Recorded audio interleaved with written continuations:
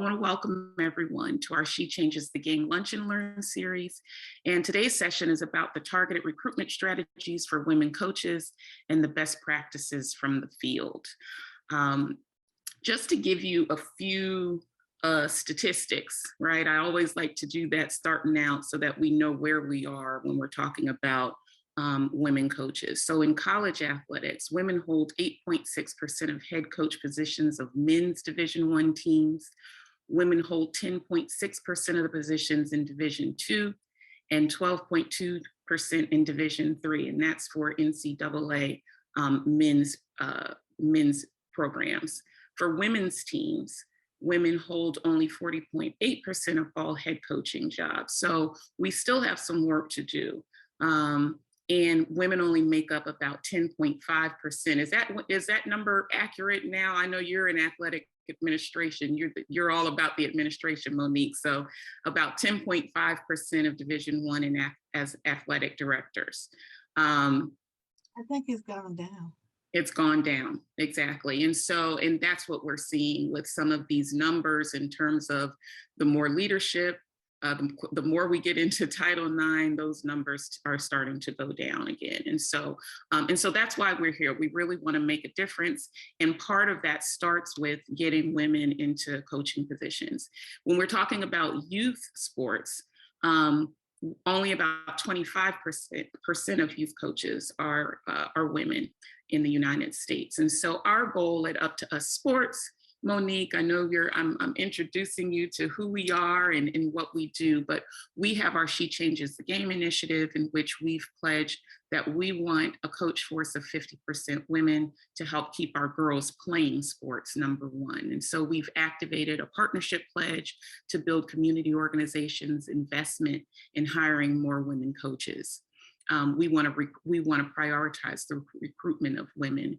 And so we also want to support our women coaches with career readiness and resources and events, which you are a wealth of information in that space as well. And we're doing these Lunch and Learn series, of which, again, I'm so thankful that you're here, as well as a podcast on Spotify.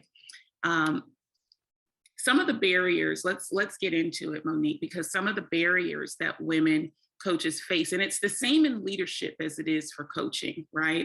I did my doctorate, Monique, in the lack of female leaders in NCAA athletics. And the barriers pretty much are the same. There's those societal barriers for women, right? The gender bias, the racism, sexism, homophobia, the organizational barriers, which I really want to touch on with you today, which is the pay inequity, the lack of friendly spaces and policies for women, marginalization, the homologous reproduction that happens, that is that people hire who they are comfortable with. And if we are in a space where men are pretty much who are dominating that space, they hire who they're comfortable with, which tends to be more men. And then we also have the interpersonal barriers, which is that good old boys club, the lack of women networks, the lack of women mentors. And so this is why, you all, it's so important that we have Monique A.J. Smith with us today. Because she's been instrumental in finding innovative ways to create networks and mentors for women in coaching and athletics. Monique is a leadership strategist for athletics departments, sports organizations, and athletic administrators who wish to advance in athletics and sports business by way of university workshops and virtual masterminds. Weekly, she engages over 1.4 thousand members as a host of her weekly podcast, A Chat in the Garden with Monique A.J. Smith, that spotlights the careers of African-American women athletic administrators, adjunct sports management faculty and coaches. And again, Monique, it is an absolute honor to have you here for this Lunch and Learn. I think when I reached out to you for this Lunch and Learn sort of as a, well, pipe dream. We'll see if she responds, because I've been following you for a while. And I think that it's really, really been critical, especially for Black women in athletics, to see and to follow you on social media and to listen to your podcast, because I think a lot of us in this space didn't know what all of these women were doing and the accomplishments and it's daily. It's not just, every once in a while we hear about something. It's happening all the time. And you have been instrumental in highlighting those women. And so I want to thank you for that. And I want to thank you for being here today.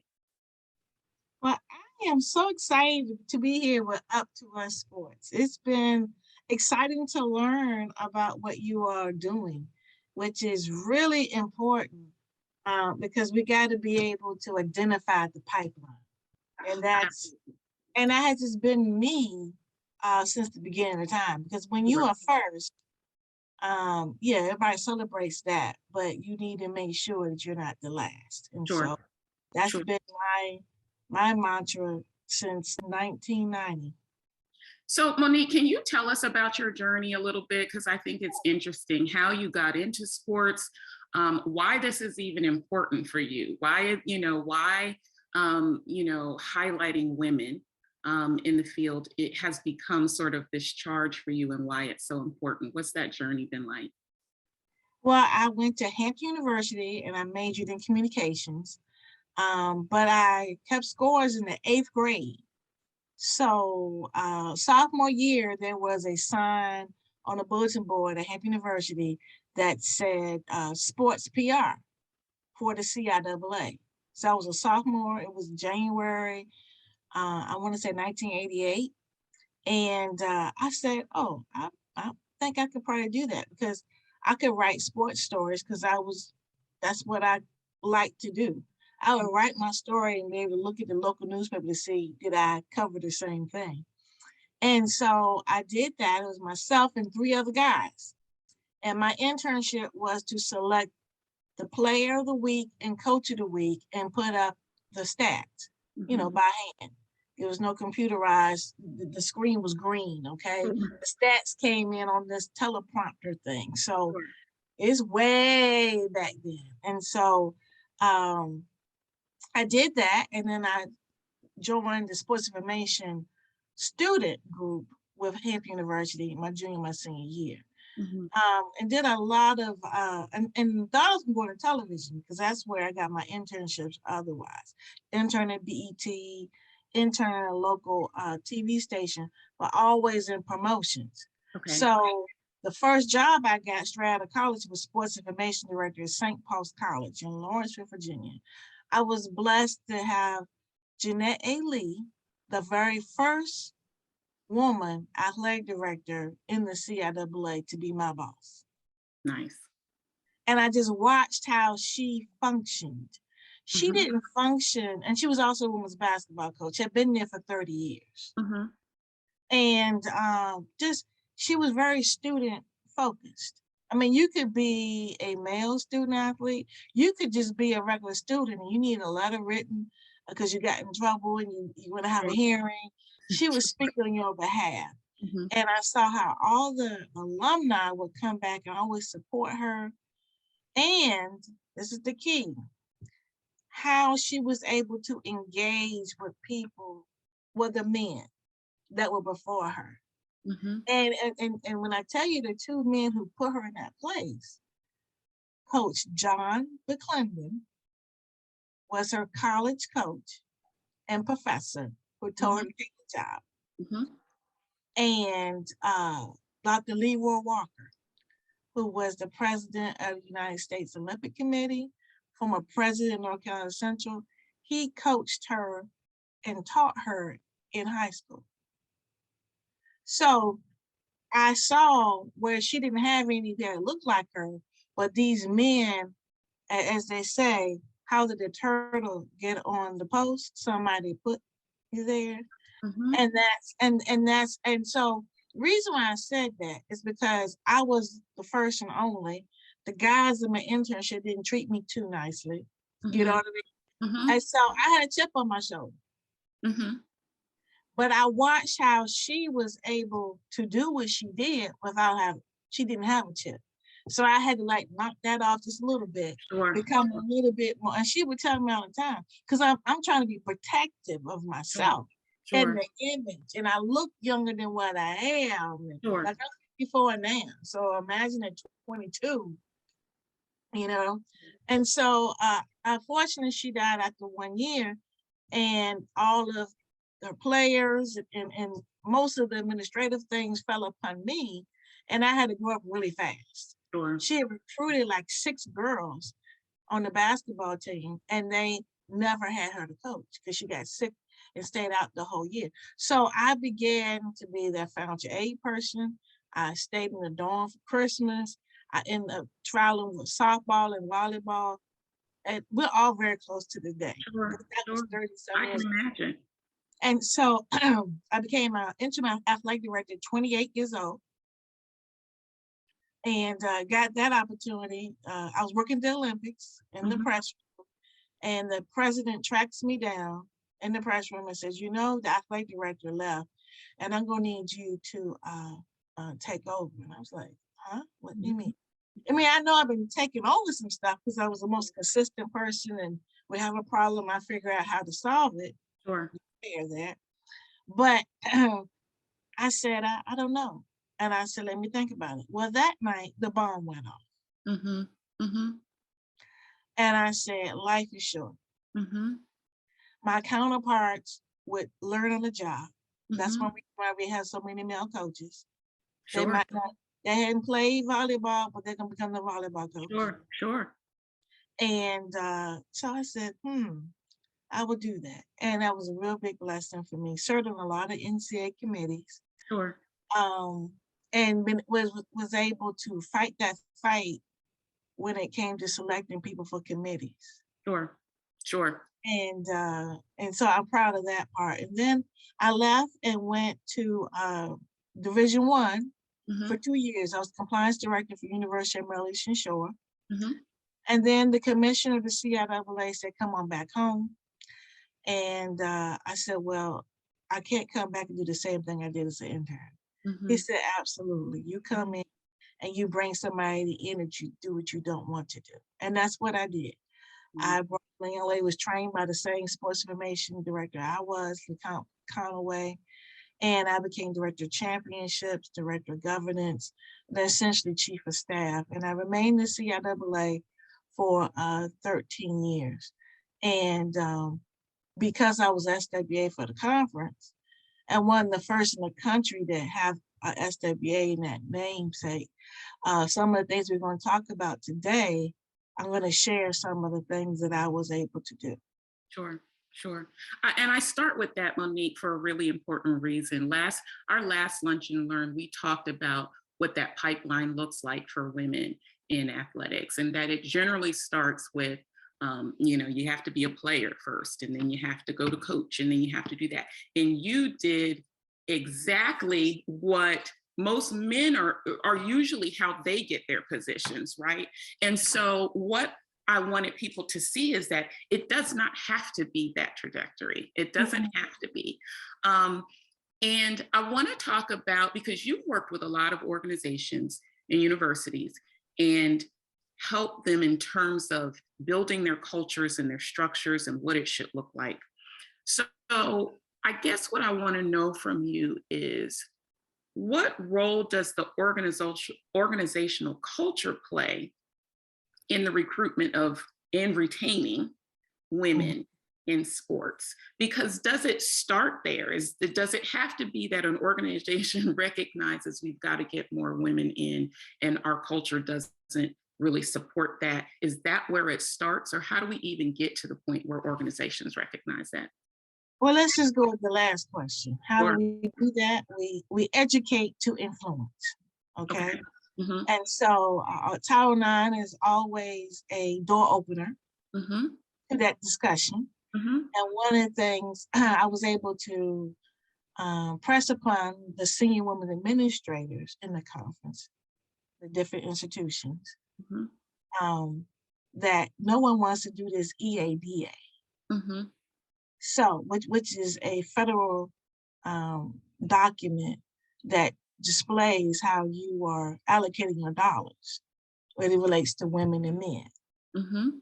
So if no one else does it, then you go do it. And then you go present it to the powers that be. And I would say usually that is honestly, the financial, the business office. Mm-hmm.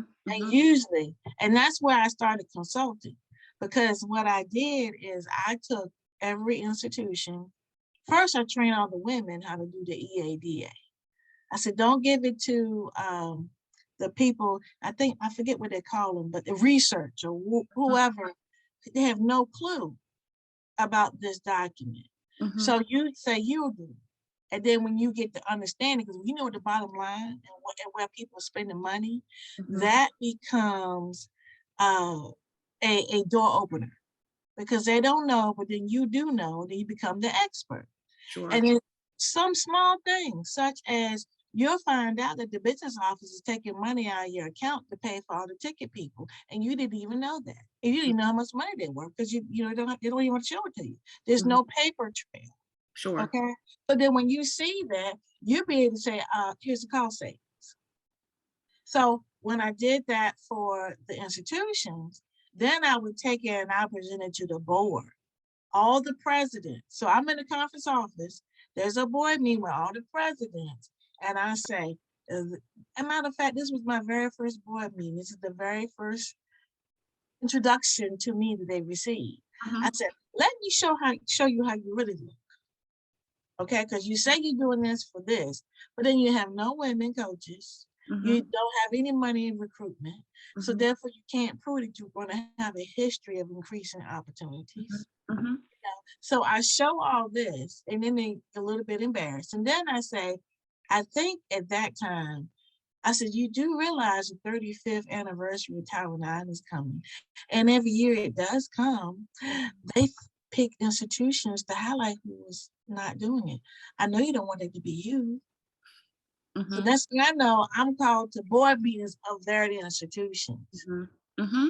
Because they say, well, I can't say it as well as you do. Sure, sure. And so it's as simple as having this information and you telling a booster, okay, I'm not saying don't give this amount. I'm just saying increase it so it can be 60-40. Sure, sure. And so that happened to me. That's how I became an expert. Sure. On this piece. And then because I am one about equity, a couple of things. I added 2 new sports to the CIAA by direction of the commissioner. He said, fine, 2 sports. And I did. Because again, if you go and understand big picture and you bring it down to the small level, you become an expert, you're able to make small changes. So I added women's bowling and I added women's tennis. So then a couple other things, I got really irritated from hosting volleyball championships, and my volleyball official coordinator was never there. Didn't seem that she really cared about our conference. And it was always white men, okay? Very few Black men. I'm like, but where are the women, period? And so the commissioner allowed me to hire coordinating officials. And I said, your charge beyond the normal is to cultivate individuals to be volleyball officials that look like our student athletes. He did that, and he was hired for volleyball and softball. I had the same issues. Sure. So if I can show the young people they have a place to go, not just coaching. I'll get to that in a second. Sure, sure. But the Olympic sports. Sure. And that was so. I saw him a couple of years ago. I went to the CIAA volleyball championship. The whole officiating crew were Black men. So hey, I told you I plant seeds to lead others. That's right. That's so right. The thing about coaching. So again, we might have had 1 or 2 women coaching women's basketball out of 12 schools. Sure. Had like 1 volleyball coach woman. And softball, about the same thing. Sure. And I said, how do I fix this? So I went to the national championships and I attended, they had a minority group, a Black Coaches Association, and I would go to those and I would collect resumes because I become the person is the expert. So presidents would ask the commissioner, I'm looking for a coach. Who do you recommend? Commissioner sends it to me. I pull out resumes. Mm-hmm. Mm-hmm. And then again, I tell them very clearly, I'm not looking at X's and O's per se. Sure. I'm looking about, and again, if these people are going to these meetings, that means professional development and growth, means they're coachable. Sure. All right, then that's somebody I can recommend. And it's interesting. Two of the ladies that I chose very early on, Ashley Preston, I saw her at a volleyball coaches, I forget what they call their affiliate. Piece. ABCA. Huh? The ABCA. Yes. Oh no, I know that. I'm talking about, I went to ABCA, I went to the national championship. Gotcha. But they had the Black Coaches Association mixer. Yes. So I attended that so that I could be able to see and gather resumes myself. And this young lady,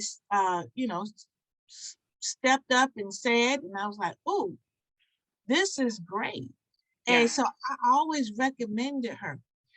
She's a former Division I volleyball person. Now she's at, I think, New Orleans. But you're talking about a span of at least 20 years. Yeah. And then just watching her. So my point is I know how to pick. My other one is women's basketball. One spring, I said, we have got to get a pipeline. So I had a program for assistant coaches. And I never forget it. Shaw University is playing for a national championship on television. And I'm looking and I'm seeing, and I'm like, who's this girl with these heels on? So I spoke to her SWA. I want to meet that young lady. And I'm going to have this program. I'm going to pay for a hotel room for her to come to it. So that's the kind of thing you're going to have to do. Have a program to provide the resources for the people to come. And it was just for her so I could meet her. And sure enough, she said, I'm looking to move on. The coach beside me, I got to do the same thing for her. The president asked for a recommendation. I spoke at Women Leaders Symposium. Actually, it was our Frida Goss Symposium back then. And she was my moderator. I said, oh, look how she carried herself. So she wants to return the favor. Who do I know? So I say, she's looking in the same city. This young lady now is the head coach at Georgia Southern, Division I. So I just pick and look at it, Sure. Now, I will say, I just gave you some of the highlights, but I did have one that I wasn't able to cross that hump, but I will say, I think I plan to see. So presidents begin to see, and again, be in the ear of the decision makers. So this particular person was the chair of the CIAA presidents, and he became aware nationally the direness of women coaches. So he says, can you do a report of just how we're looking? Fine, because I got the EADA reports. And he asked me to write something up similar to the Rooney Rule. Well, it's just like on the national scene. Sure. They don't want a conference office or the NFL head office to tell them how to hire. Sure. And again, you can create policies for folks, but it doesn't change people. And so they said they didn't want, it says it's a recommendation, not a mandatory. But I do want you to notice that after I left, that they hired a female commissioner. I'm saying. And so being able to see leadership. That's right. That begins to change perception. So you gotta, that's one reason I started the podcast 8 years ago, because they need to be able to see more than just the same ones all the time. Sure. And so they can be able to understand their thought process. All the women I came in contact with, I would say you need to be on a committee, whether it's on campus, community, NCAA, because people need to be able to say your thought process. Sure. And I didn't say anything about X's and O's, about women. Sure. Because that's in you. If you're a person who wants to grow, then you are going to win because you're going to learn how to do that. Sure. Sure. So, I think, it's so important that you say you plant the seeds, right? You plant the seeds because people will ask, especially our audience here, who some are coaches, some are organizations that host coaches, who may say, well, it's a struggle for us just to get coaches, period, let alone, male, female, whatever. We're struggling to find coaches. And so those seeds, what I'm taking from you are, and again, why I had you on here is because you are someone who thinks out of the box about how you have to plant the seeds for people to then be able to understand why it's important that women are a part of this process and why women need to be a part of the whole entire picture on every single level, because we just have to be there to be able to make some of those decisions. So how do you, what would you suggest for the people that are here on this call?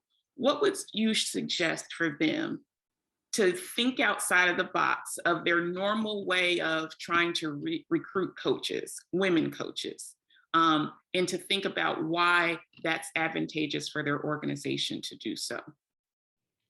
Well, if you're coaching girls, you got a pipeline. Mm-hmm. Now, I want to tell you the same thing I said to the women about athletic administration. If you complain about your life as a coach, Mm-hmm. you're not going to get any of those girls who want to be coaches. Mm-hmm. So you're going to have to show, number one, that you're able to still have other dimensions to your life. Sure. Which is what we're going to talk about. If they see that you can't have a family life and they want a family, they're not going to follow. I don't care how great a coach you are. You're just going to have to show that you love what you do. Sure. Sure. And so I'm sure that I've done that too. I've watched teams. One young lady named is Tiffany Sykes. She is the SWA and Associate Executive AD at Dartmouth. Mm-hmm. I watched her play as a volleyball player. Mm-hmm. And they weren't getting the coaching that they thought they needed, and she was the coach on the floor. Mm-hmm. I watched her graduate, and I said, "Come here," because she was the PA for a football game. I said, "I got it for you. I want you to take this job. You got the job. Just call this number. You're gonna be sports information director at St. Paul's College. I'm in the conference office by this time. I don't know how to do that." I said, "Yes, you do." I said, "You know how to call a game, public announcement for football. Mm-hmm. Mm-hmm. You know how to, all you are is telling information." Sure. But I knew she was a leader, okay? Mm-hmm. Because I watched her as a student lead her team. Now, she never went into coaching per se, but I knew that she was like, okay, we got a problem. Let me step in and see what I can do without being told to do that. Sure. So that's basically, you already got a crop. You just got to be able to look at your players as potential leaders with the coaching hat on. Absolutely. And that's what you do. I mean, the same way I would recruit for sports information. Now, I'm not saying I do this, but I would just find a little lonely little freshman and had no friends to go home for the weekend. I said, "Come on, let me show you how to do this." Yeah. Yeah. You know, so what I'm saying to you, the kid who played ball in high school, who is not on team in college, Mm-hmm. okay? Mm-hmm. You know, the person who actually sits and may not play, but can analyze you and tell you every step where somebody was. Mm-hmm. So utilize your bench, be able to see who knows how to analyze the game. Sure. That's your next crop. Sure. So you mentioned one of those barriers, right? How coaches intentionally talk about, or not intentionally talk about, those barriers that exist for them as coaches, right? And we know that with women, especially in college sports, if I don't feel that this environment supports me being able to have a family and do the things that I need to do for my family, kids. I want to be able to have kids, all of those things that we as women have to think about. What if I am a coach who is looking for a job and looking for those?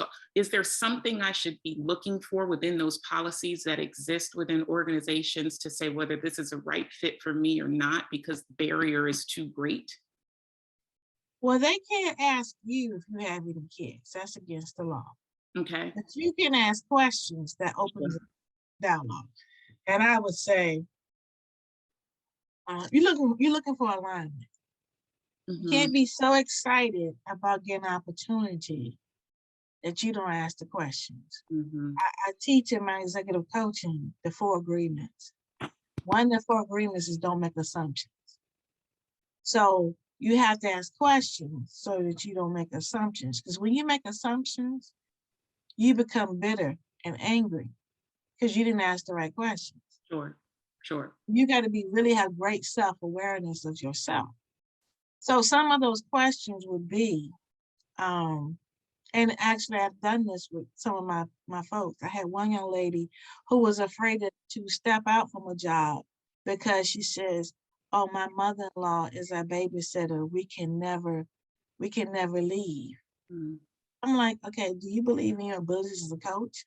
But then if somebody wants you, these are the negotiables, non-negotiables. I need to be able to have childcare, either at your institution or have a stipend, especially for that, and have it in my contract, just in case that president or AD makes a move. Sure.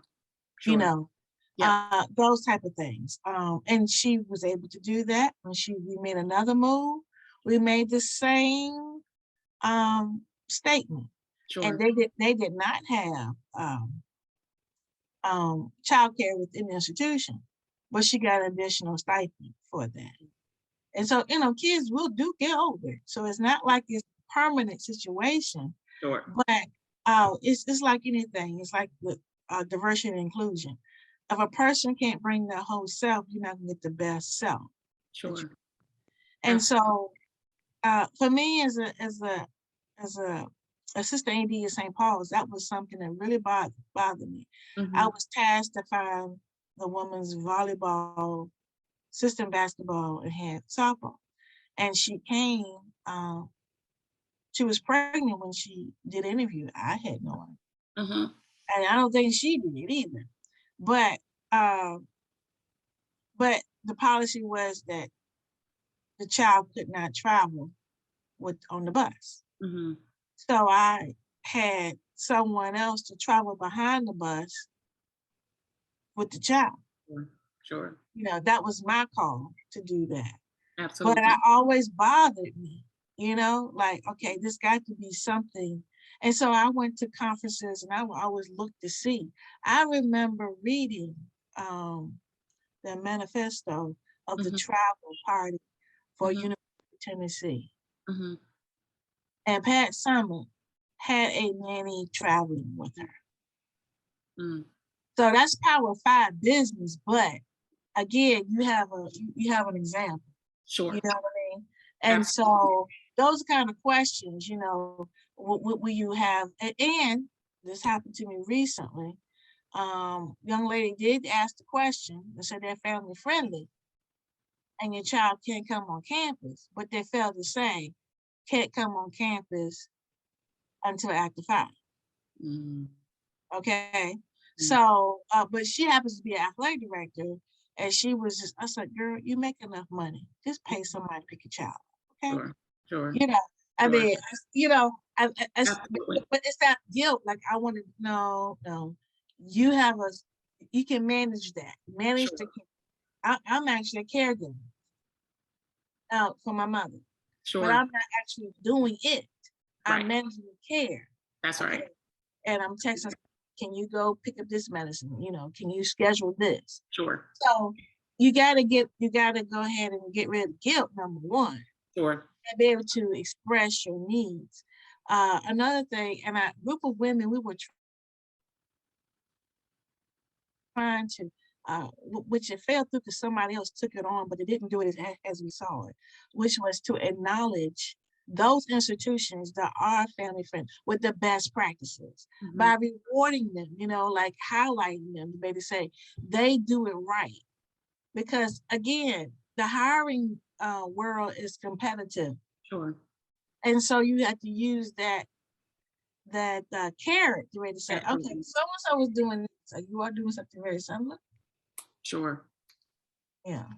So I want to ask this last question because as I knew it was going to happen, your time it's coming up here quick.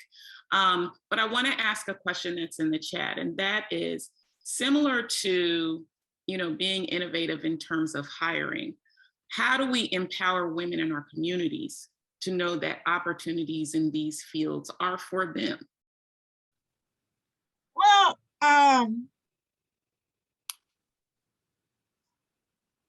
honestly, with me, I give pep talks constantly. You can do this. I mean, it's more important to fill yourself with positivity. Because it seems, you're looking on social media, comparing yourself to others. Honestly, I work in grassroots now, and I'm looking at the dire pieces of women who may be like the teen mom, Sure. but they're not stepping up, Sure. And the one I did see, and I had my eye on her for a college position. Sure. And she's also a high school coach. And, life happens if you don't have assistance. Because, women are the ones that we're the planners, we're the nurturers. But we have got to say, look, I can manage that. Sure. So the same way I can see movement here, it's got to have to be the old guard to say, hey, come on. Just you have got to, like if I go to a game, I'm looking to see the women. Let me tell you what I am doing. There's a little high school girl. She's traveling with the team. Her father is the director of all the basketball for this grassroots team. She's traveling along with them. She's in high school. Yeah. I'm constantly talking. Her father always says, go see Miss Monique. Go sit in her office. See? So you got to be present if you in it, okay? You got to be able to show. And, hey, I'm old school. I'll say, look, that's not really appropriate if you want to be taken serious. Sure. But you gotta. Sure. So you gotta be able to, just like you said, you want people to follow you. You gotta keep talking bad about I don't have time and so that's not giving me support. They're not gonna want to be in the business. Sure. That's why I have the magazine so I can highlight who is doing it. Sure. And who you want to be. Sure. Let's talk about the magazine. I want you to be able to talk about the magazine, and I want you to be able to talk about how people can find you and follow you, and how we can contact you and utilize all of your knowledge. So please talk about the magazine. Okay. Well, first, let me say this. You can follow me on LinkedIn. I like to talk on LinkedIn. Okay. Monique A.J. Smith. So the magazine came about because I was trying to help women to put their specialized knowledge in a way that helped them in the consulting in their next. And so all of you all will have an opportunity to the first one. They have a copy of the first one in PDF. And the reason why I chose this one, because it has several women who started out in the coaching room and now in athletics. So this is the athletic director at a high school. Nice. She's also the athletic trainer. And then and here is now this young lady is athletic director now. And I think it's University in Georgia. And how she started. And she came off the ramp as a mama ran for a second. And she talks about how the podcast, got her back on because it kept her motivated that she could do it. This is lady athletic director out of Georgia. It's a Division III school. Yes. But she played, her title is triple threat. Okay. I love it. And so she played basketball. She did a little coaching. She was the athletic administrator. And now she is athletic director. And I'm trying to say, Barry College in Rome, Georgia. And so everyone here will get opportunity to get this, and it's in the link. And the code is Up2Us, but you have to act today. It expires today. Okay. You better do it today. Absolutely. Yeah. Absolutely. Also on PayHip in the same site, my book, Removing the Face, my chapter is Public Figure Mask, Exit Stage Left. And I say that because even about coaching, the mental health piece we talk about often with players, but you got to be able to recognize that dealing with human beings is a moving pieces, and therapy is a good thing. So let me just say this. My chapter covers me hitting a wall literally and figuratively. So I wanted to share that again, the public figure part of you gotta take the mask off and understand what's behind all that. Sure. And I really believe in this day and time, and I'm teaching workshops for my theme lately has been our playing field is expanding. So to be a coach in today's world, you got to be able to understand about mental health. And if you can even explain about yourself, that will help the kids, number one. Number two, social justice. Do you know if any of your kids have participated? Because today's kid cares about if you know about them more than you care about having wins, okay? And then number three, which is coming down your pipe, then your image and likeness. You know, are you like, oh, don't want a piece of that? Well, then you know what? The kids gonna go someplace else. Do you know how to embrace and show them how to become a brand? Yeah. And so by them being a brand, it elevates you. Sure. So today's world, this is what you got. As coaching, you can't you can't coach the way you've been coached. That's right. You know, it is definitely a new day because kids are using their voice. And when you don't listen to their voice or you try to stifle their voice, those are the ones that are going to get that pink slip today. Yeah. Monique, thank you. Thank you. Thank you. I really appreciate you agreeing to come and talk to our coaches and our organizations. Again, you all please check the chat to find out how to get the magazine, also how to get Monique's book. Please follow her on LinkedIn and on Facebook and every place else where you can, and listen to the podcast as well. Some really great stories and conversations. Well, I want to say this just in case people can't get to the chat and just listen to us. So if you go to payhip.com/Seeds of Empowerment, that's my store. If you click on the first issue, and use the coupon Up2Us, you'll be able to get that. And the book is also in the store, payhip.com/Seeds of Empowerment. The podcast can be found on chatinthegarden.com. That's season 6 through 8. Season 1 through 5 can be found at 200plus.expert. 200+.expert. That's season 1 through 5. And thank you for having me. Thank you, Monique. Thank you. Again, you all just keep following us for our Lunch and Learns, for our She Changes the Game initiative, where we will have more women like Monique who are definitely changing the game in the field of sports. So that's it for today. Thank you. Thank you. Thanks, Monique.